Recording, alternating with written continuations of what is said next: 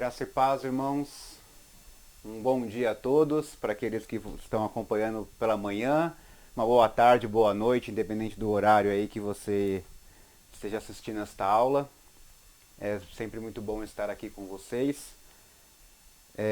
Temos uma árdua tarefa para as próximas aulas, para os nossos próximos encontros de escola bíblica, que é nós abordarmos o tema da soberania de Deus. E aí, eu coloquei aqui parte 1 porque tenho certeza que não vou conseguir trabalhar esse tema em apenas uma aula. Para a aula não ficar muito extensa e cansativa, então eu vou quebrar ele em algumas aulas para a gente poder ir abordando. E dada a complexidade do assunto, né, muitos autores, tem muita divergência de pensamento quando nós falamos a respeito da soberania de Deus. Então, talvez seja importante que, se você não assistiu às aulas anteriores, talvez seja importante dar uma repassada, dar uma revista, voltar lá nas aulas anteriores, para poder você pegar o fio da meada, porque a carta de Romanos é uma carta extremamente complexa, densa, e nós chegamos aqui talvez em um dos pilares, aqui em um dos pontos onde vai começar as grandes controvérsias. Então é importante você vir embasado aí já das últimas aulas, de tudo que tem sido falado, que tem sido dito nas outras aulas pelos outros professores.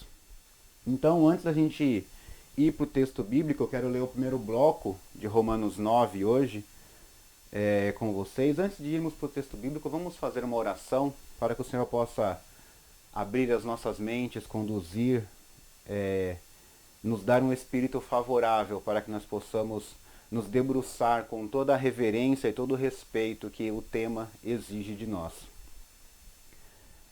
Senhor meu Deus e meu Pai, neste momento, Senhor, entramos em Tua presença através desta singela oração para que solicitemos ao Senhor, Pai, mais uma vez a Tua graça, a Tua misericórdia, a Tua bondade, Senhor, e a Tua presença que nunca tem nos faltado.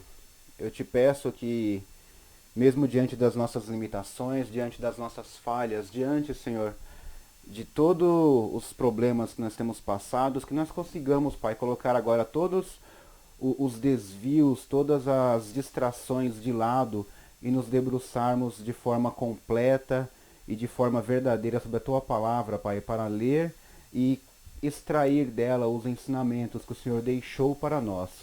Que nós possamos, Senhor, neste momento de leitura e reflexão bíblica, compreender, Senhor, mais uma vez, qual é a Tua boa, perfeita e agradável vontade, Pai. É isso que eu te peço neste momento, Senhor. Amém. Amém, irmãos. Vamos lá. Então, eu vou ler aqui na minha boa e velha Almeida Revista Atualizada. Vou ler Romanos, capítulo 9, primeiro bloco de Romanos, aqui do versículo 1 a 5, onde está abordando a respeito da incredulidade dos judeus. Digo a verdade em Cristo, não minto, testemunhando comigo no Espírito Santo a minha própria consciência. Tenho grande tristeza e incessante dor no coração, porque eu mesmo desejaria ser anátema, separado de Cristo por amor de meus irmãos, meus compatriotas, segundo a carne. São israelitas, pertence-lhes a adoção e também a glória, as alianças, a legislação, o culto e as promessas. Deles são os patriarcas, e também deles descende o Cristo segundo a carne, o qual é sobre todos, Deus bendito para todos sempre. Amém. Amém. Este bloco Paulo está falando, é interessante que parece que ele pula, né? Quando nós lemos lá no capítulo 8, Paulo veio falando, a última aula do capítulo 8, ele veio falando sobre aquela confiança, né? O capítulo 8, verso 30, ele vai até falar a respeito do 28 ao 30. Essa confiança onde ele fala: sabemos que todas as coisas cooperam para o bem daqueles que amam a Deus, daqueles que são chamados segundo o seu propósito. Porquanto os que de antemão conheceu, também os predestinou para serem conformes à imagem de seu Filho, a fim de que ele seja o primogênito entre muitos irmãos. E aos que predestinou, a esses também chamou. E aos que chamou, a esses também justificou. E aos que justificou, a esses também glorificou. Então é interessante, e aí ele dá sequência quando ele diz: se Deus é por nós, quem será contra nós? Toda esta confiança que Paulo demonstra lá no capítulo 8, agora parece ser meio colocada de lado para ele abordar, porque Paulo dá a entender no capítulo 8, e isso é uma das bases de muitas doutrinas cristãs, né?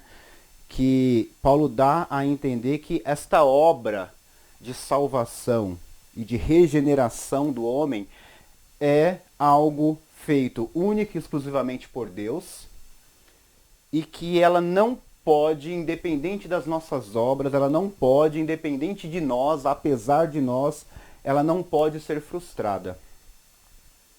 E aí vem um questionamento inevitável, né? Mas então, se esta obra de Deus em nós, a santificação, eu já falei isso em algum outro momento, ou numa aula, ou em algum tipo de devocional, a respeito da santificação ser uma obra de Deus em nós. É Deus que nos santifica. Não são as minhas obras que me santificam. É o agir salvífico de Deus nas nossas vidas que vai nos santificar, que vai nos regenerar. Porque é exatamente isso que está dizendo ali no capítulo 8, que o próprio Deus nos predestinou para que sejamos com a imagem do Filho unigênito. Então, para que nós possamos caminhar, trilhar os caminhos do Cristo. E o próprio Deus, ele cria em nós a condição necessária para que nós alcancemos esse desígnio dele. Porém, os judeus que organizaram tudo, organizaram a festa, eles, de quem todos os rituais, a gente tem ainda hoje no cristianismo muitos rituais que vêm, muitas cerimônias que são fruto de ritos judaicos. Os judeus, povo do qual o próprio Cristo nasceu, uma vez que quando Cristo se encarna, ele tem que se encarnar em um povo, ele tem que se encarnar em uma cultura. Então a cultura que viu o Cristo nascer, este povo que mediou tudo isso, que propiciou tudo isso, rejeitou o próprio Cristo. E logo, se eles rejeitaram a Jesus, então a pergunta que vem, então a obra de Deus, ela não é plena, assim como Paulo falou no capítulo 8, porque alguns a negaram. Ou a obra não é plena, ou Deus rejeitou aquele povo, que é inclusive um dos desdobramentos, né, do capítulo. A gente está trabalhando com um autor que é o Tim Keller. Então, este aqui é o livro, né, do Tim Keller, Romanos para Você, que nós estamos trabalhando aqui na nossa Escola Bíblica Dominical. E o Tim Keller, obviamente, ele é um autor calvinista. E aí não sei se alguns têm familiaridade com esse termo calvinismo. O calvinismo é uma doutrina, uma ideologia, uma forma de pensamento, uma filosofia. Acho que a palavra mais adequada é a última. O calvinismo é uma filosofia cristã, fruto da Reforma, então, ou seja, ela é bem tardia, já é do século XVI, então já é da Reforma Protestante, que ela tem alguns pilares. E o Tim Keller é um autor que segue esta linha de pensamento desta filosofia calvinista, que aí ela tem também outras influências. Eu não quero ir muito fundo nisso. E aí ele tem uma tendência interpretativa. Assim como todos nós temos tendências interpretativas. O calvinismo, ele flerta com um determinismo de Deus, aonde Deus arbitrariamente escolhe quem ele quer salvar e quem ele quer condenar. Isso é uma doutrina calvinista, a respeito da predestinação, que Deus escolhe uns para... Paulo vai falar sobre vasos de honra e vasos de desonra. Então, é como se o fato do vaso ser um vaso de desonra é algo causado por Deus para que aquele vaso fosse de desonra. É uma linha de pensamento. E eu não quero entrar nisso propriamente dito agora. Mas por que que os judeus eles rejeitam o Cristo? Por que que os judeus rejeitam o Evangelho? Rejeitam a Boa Nova? Esta é a grande questão. E aí o próprio Paulo, ele mostra, eu até coloquei aqui o termo solidariedade. Paulo mostra aqui um sentimento de dor, um sentimento de solidariedade para com os judeus, onde o próprio Paulo fala que se ele pudesse, no versículo 3, eu mesmo gostaria de ser anátema, de ser maldição, separado de Cristo, se com isto ele pudesse trazer a salvação para os seus irmãos judeus. O que Paulo está dizendo, o Karl Barth, ele dá essa designação para este trecho, né? Ele começa a falar sobre a tribulação da igreja. Eu coloquei aqui tribulação da igreja porque é um momento realmente de tribulação, porque a igreja vive uma tensão. A tensão entre romper com a estrutura religiosa judaica, que é o que está sendo colocado aqui, ou utilizá-la de alguma forma, tirar proveito dela para poder fazer com que o evangelho siga em frente. Então esta tensão, esta tribulação que é posta, esta rixa que acontece, e é sobre mais ou menos isso que essa passagem vai falar. O fato é, Deus determinou que os judeus negassem o Cristo, rejeitassem o Cristo, e inclusive isto é fruto de profecia, veio para os seus e os seus não o receberam. Isto tem uma profecia especificamente sobre o fato dos judeus rejeitarem o Cristo, rejeitarem o Messias. Irmãos,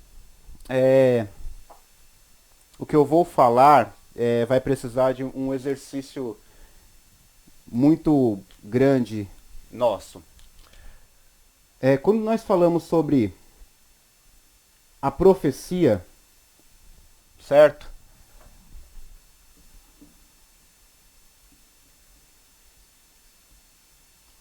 A profecia, ela é o oposto. Isso é algo que o Snyder vai falar, Howard Snyder vai falar sobre isso. A profecia, ela faz ali uma tensão, né? Ela está em constante tensão com o Evangelho, que é a Boa Nova.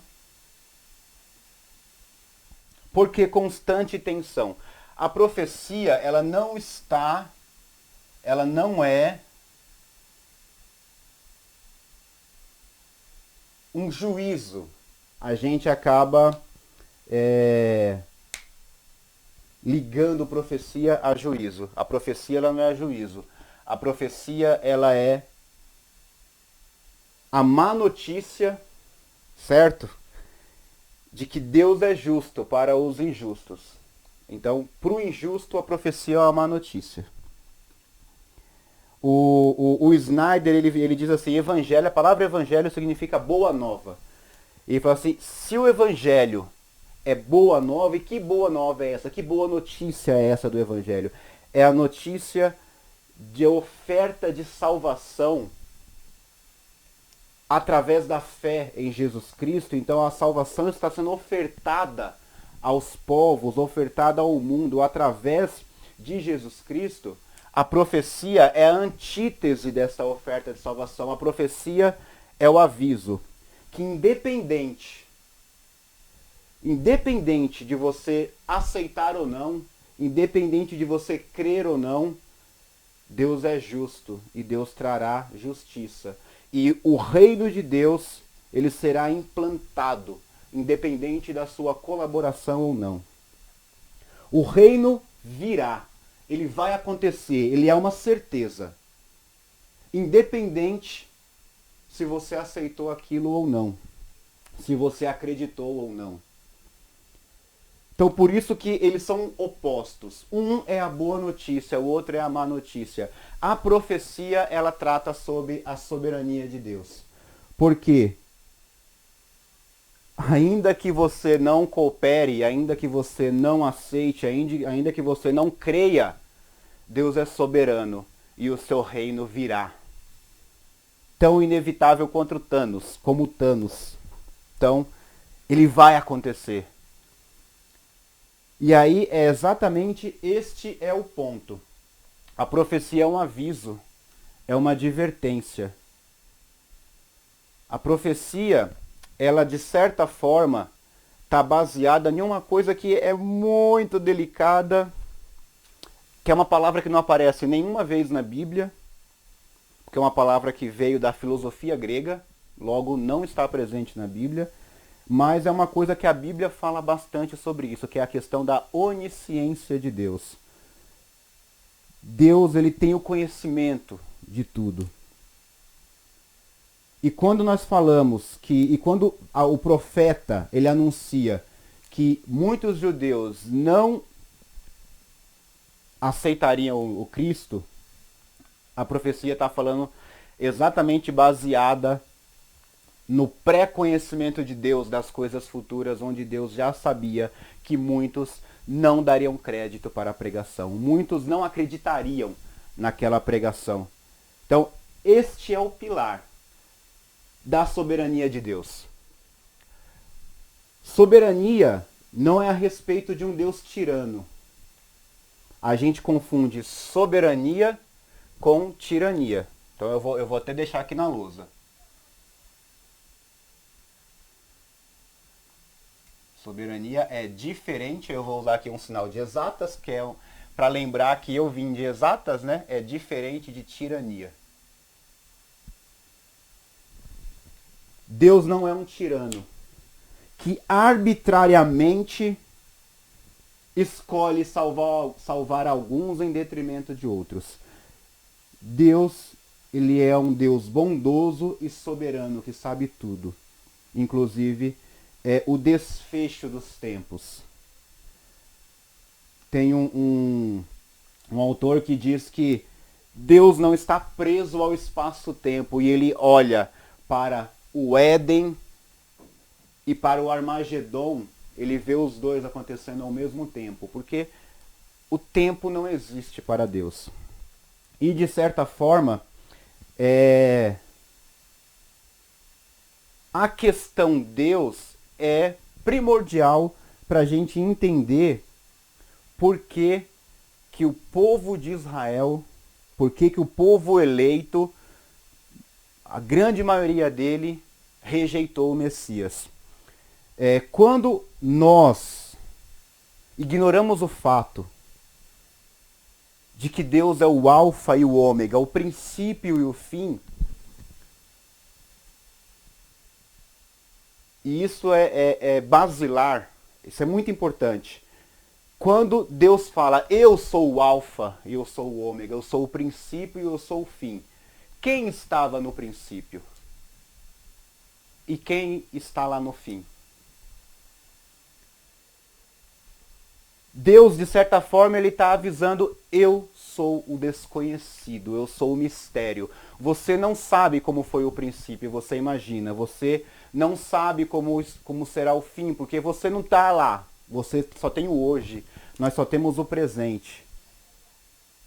O tempo presente, esta fagulha, que é o que nos resta.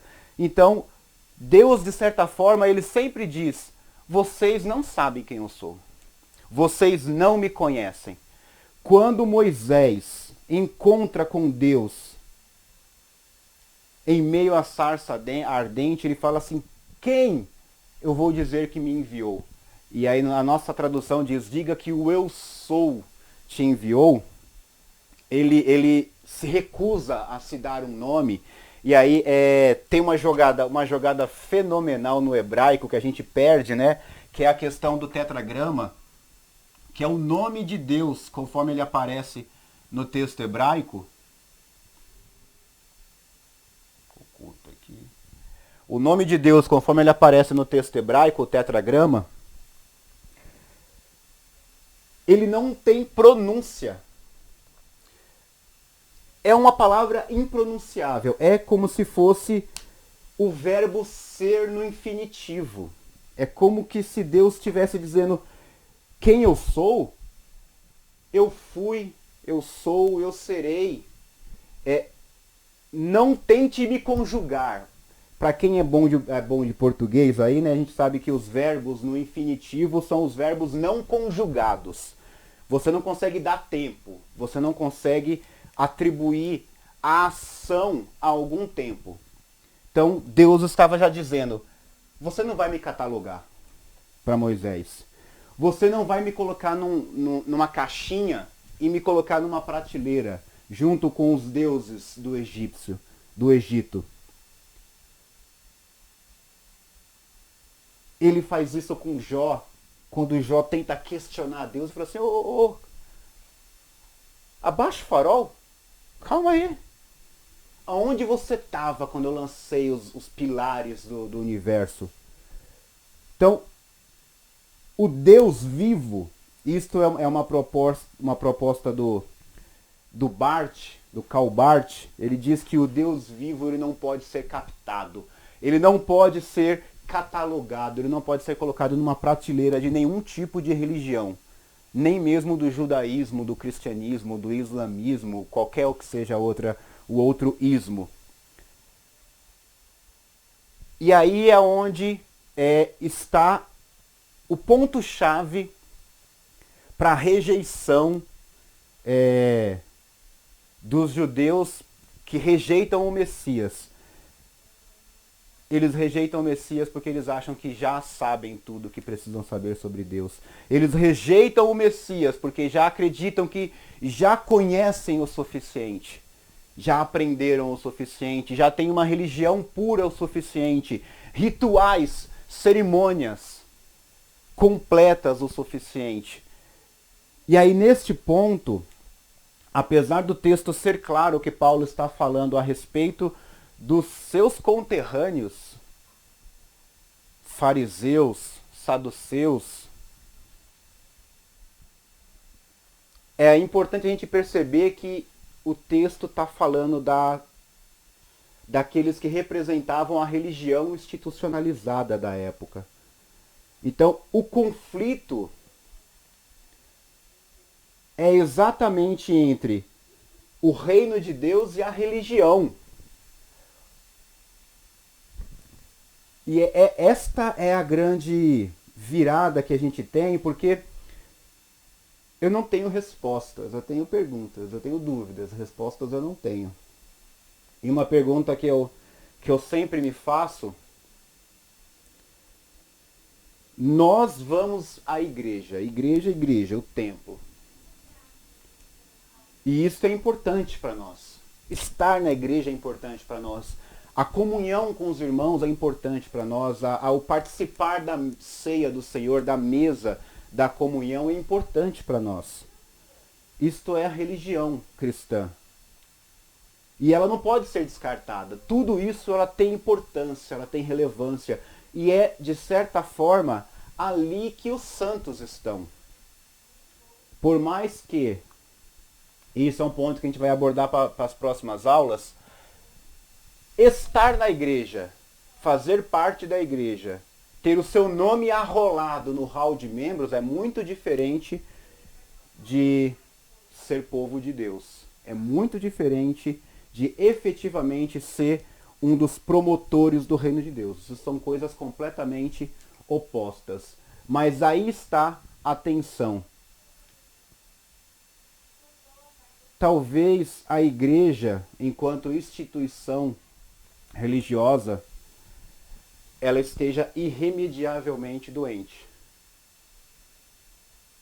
Talvez a instituição religiosa, que está representada aqui no texto pelos judeus, religiosos, ortodoxos, paladinos da moral, dos bons costumes, da família tradicional,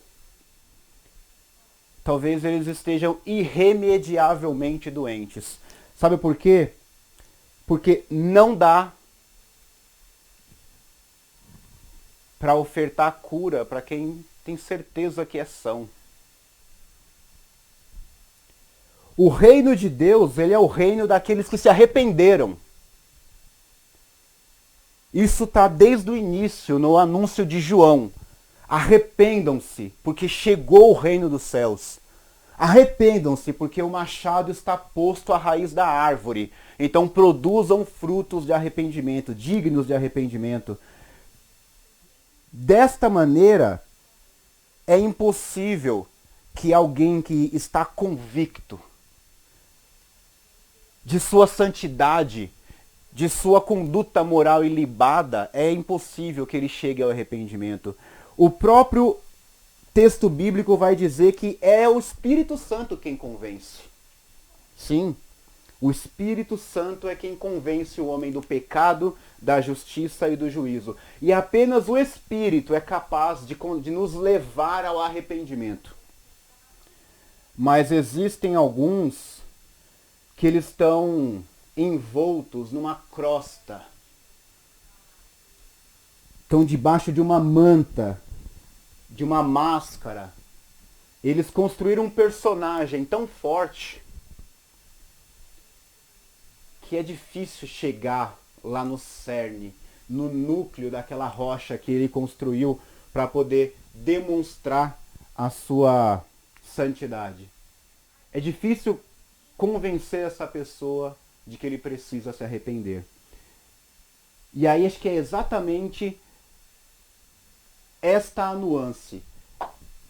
A igreja, ela existe, ela é necessária, está doente, porque dentro da igreja convivem os santos, as pessoas que se arrependeram, as pessoas que efetivamente entenderam a mensagem do Evangelho e se arrependeram, e essas pessoas que não se arrependem porque são santas demais, elas convivem dentro do mesmo ambiente, dentro da igreja. Por isso que é importante a gente entender algumas coisas, que não existe uma igreja melhor do que outra. Existem igrejas com teologias completamente estranhas, avessa à Bíblia, totalmente... A gente olha para a Bíblia assim e fala assim, meu Pai eterno, da onde que esse homem tirou essa ideia? Da onde que esse cabra entendeu essa doutrina que ele está passando? E aí quando você olha para o chão da igreja, você vê pessoas piedosas, pessoas amorosas, pessoas que vivem em prol do reino, pessoas que entenderam o amor ao próximo, que o religioso, quando você fala para ele que ele tem que amar o próximo, ele pergunta, mas quem é o meu próximo?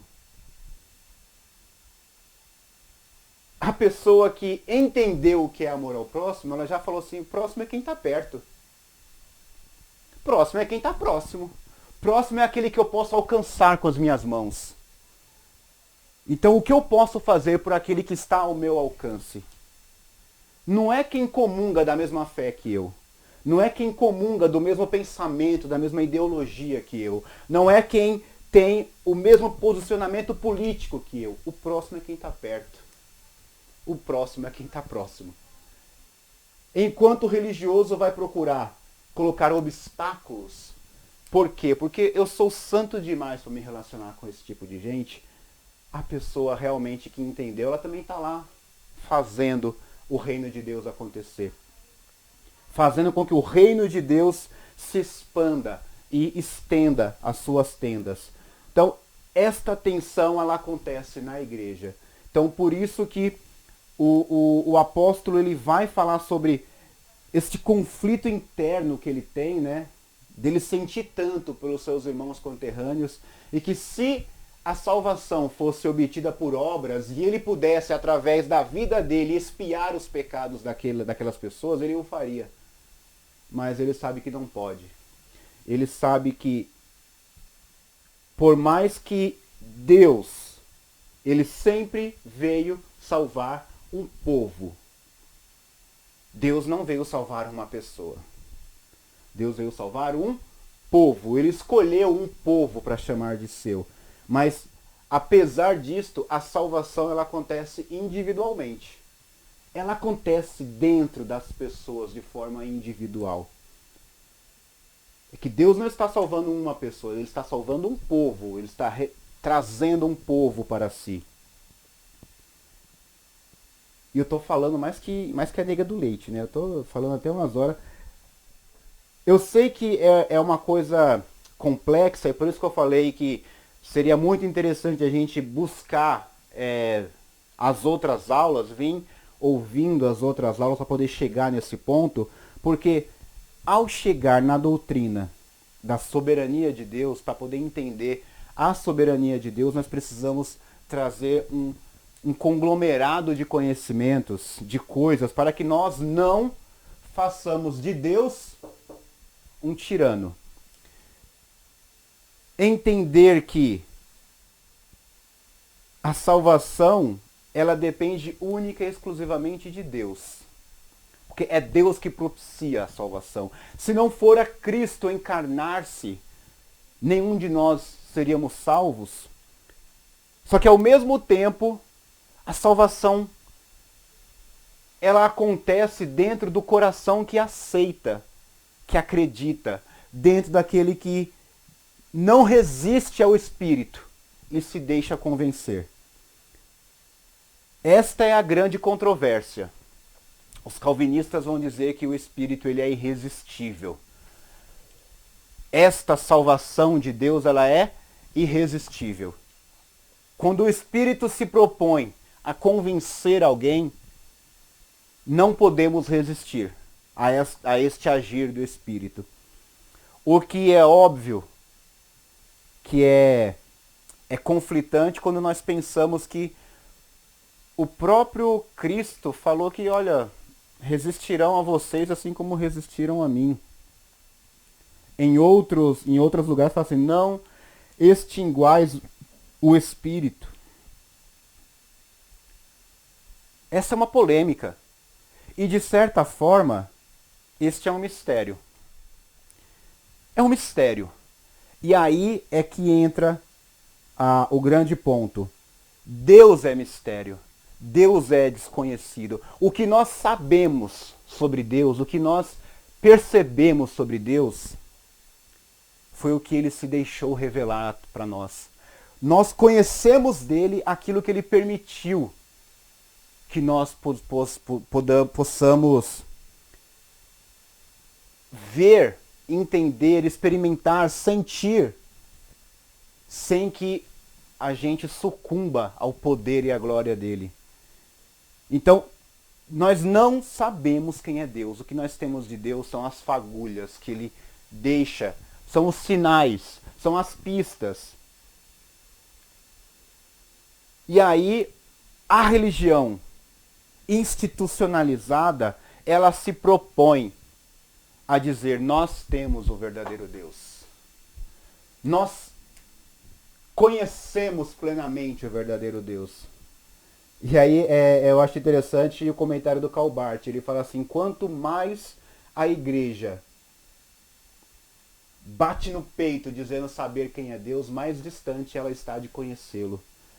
Porque enquanto nós não nos rendermos à profundeza desse mistério, enquanto nós não nos rendermos, não reconhecermos a nossa insignificância, realmente aí nós estamos mais e mais, cada vez mais distantes de verdadeiramente experimentar, conhecer, chegar perto de Deus. Por isso que o texto fala, conheçamos e prossigamos em conhecer a Deus. Porque Deus não é uma coisa que se esgota. Deus não é um livro que eu leio até o final. E aí, quando eu penso que entendi tudo, eu volto e leio ele mais umas 15, 50 vezes, e eu pego todas as variações, todas as nuances do texto. Deus não é isso. Deus não é uma colina que eu escalo e chego no cume. E falo assim, cheguei, venci, alcancei. Isso não é Deus. Deus é uma coisa que ele sempre soará como uma eterna novidade para os seus. A gente precisa reconhecer, assim como Jó teve que reconhecer, que era insignificante perante Deus e que ele era incapaz de conhecê-lo plenamente.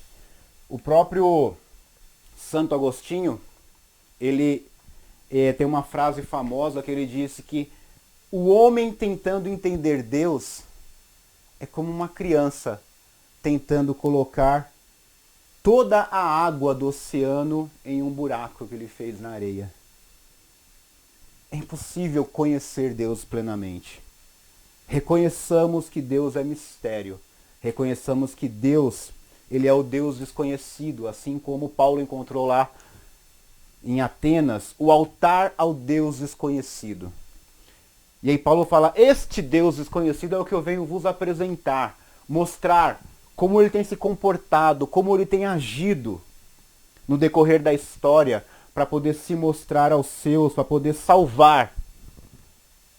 A história que a Bíblia conta do começo ao fim é a história de como Deus salva o seu povo. Porém, você acreditar piamente que está entre aqueles que Deus escolheu salvar, porque este é um outro ponto da controvérsia, todo aquele que avoga, que diz que Deus escolhe salvar alguns e não escolhe salvar a outros, ele está plenamente convicto de que ele está no grupo de que foi escolhido ser salvo. Eu nunca vi ninguém defender que Deus salva alguns em detrimento de não salvar outros. Fala assim, esse eu não gostei não. Não, esse não vou salvar não. Não gostei, não fica a sua cara não. Quem foi que te fez? Falei assim, não fui eu não. Então, todos aqueles que acreditam nisso, ele está convicto de que ele está no grupo dos salvos. Ele está no sexto, né? Está ali no seleto grupo daqueles que foram agraciados com o favor divino e que serão salvos. Isto é transformar Deus num tirano. Isto é transformar Deus num tirano. Então a soberania ela precisa ser muito bem compreendida. Deus ele é soberano. Isso quer dizer que os planos de Deus não podem ser frustrados.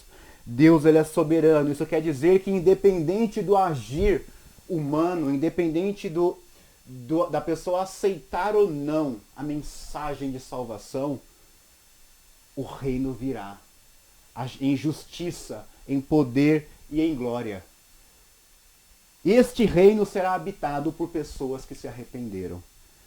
Este reino será habitado por aqueles que compreenderam a mensagem, que foram convencidos pelo Espírito, que não endureceram os seus corações.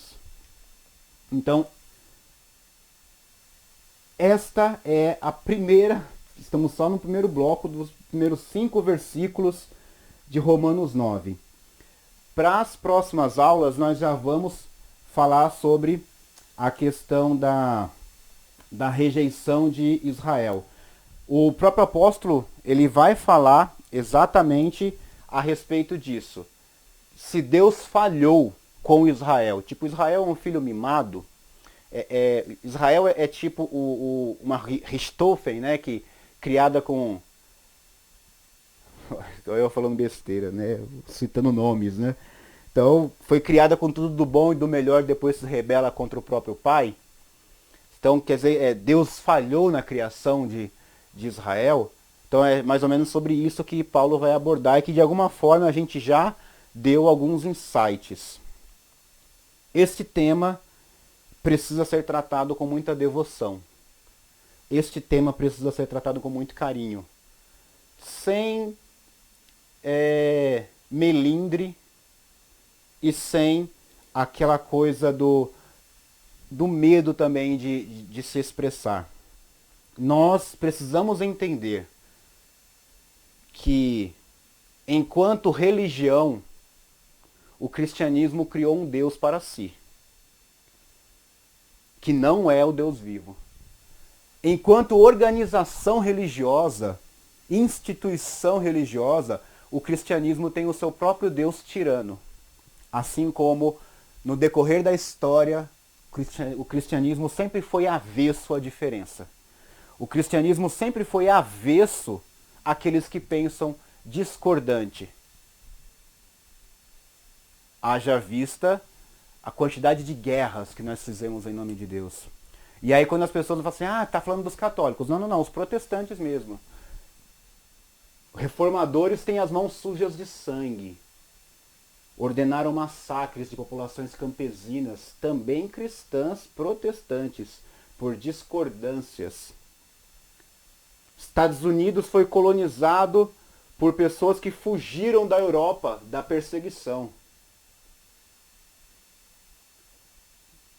Então, o cristianismo, ele flerta com a tirania desde sempre. Mas, apesar do cristianismo, Deus continua salvando. Apesar das lambanças teológicas, filosóficas, doutrinárias, que a religião, que os pastores, que os teólogos fazem, Deus continua salvando. Apesar da rivalidade que se cria, não, é judeus e islâmicos, é protestantes e católicos, sabe aquela rivalidade que se cria? Deus continua salvando um povo para si.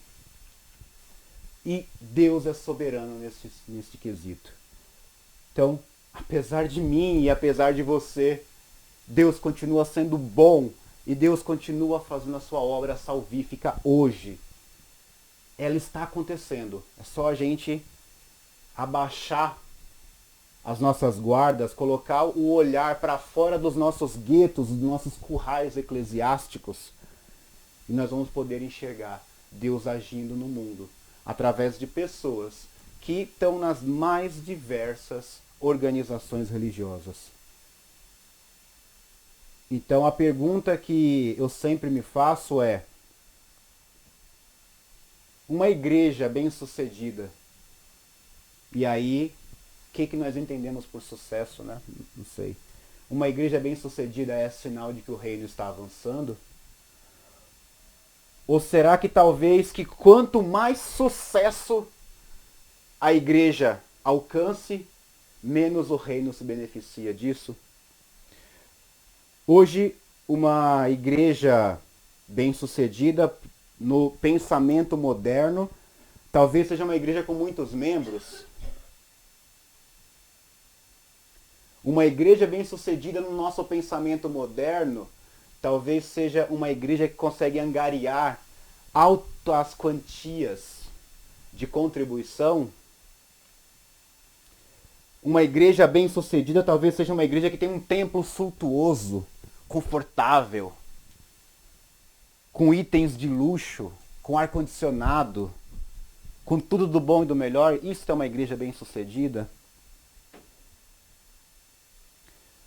Eu temo estar convicto de que quanto mais fracassada a igreja é nestes pontos, mais o reino de Deus se beneficia. Porque Cristo habitou na fraqueza. Cristo habitou na incerteza.